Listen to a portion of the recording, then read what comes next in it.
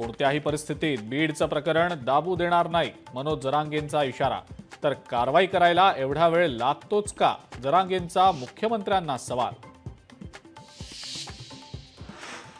काँग्रेसच्या आरोपांना आता निवडणूक आयोगाकडनं उत्तर. 50 नव्हे तर 6 मतदारसंघात 50,000 मतदारांची नावं वाढल्याचं स्पष्टीकरण.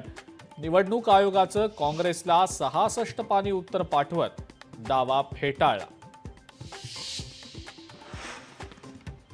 चंद्रशेखर बावनकुळे, रामटेक बंगला बदलण्याची शक्यता. पंकजा मुंडेंच्या बंगल्याशी अदलाबदल करणार असल्याची चर्चा. लाडकी बहीण योजनेचा रखडलेला हप्ता द्यायला सुरुवात. मंत्री आदिती तटकरे यांची माहिती.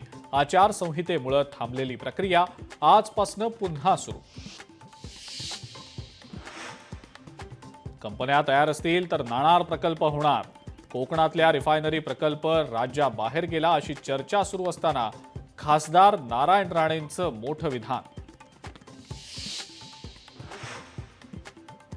आणि मुख्यमंत्री किंवा दोन्ही उपमुख्यमंत्र्यांपैकी कुणीही बीडचं पालकमंत्रीपद स्वीकारलं तर आम्हाला चालेल. सुरेश धस यांचं वक्तव्य. आधीच्या पालकमंत्र्यांनी मंत्रिपदच भाड्यानं दिलं होतं म्हणत धनंजय मुंडेंना लगावला टोला.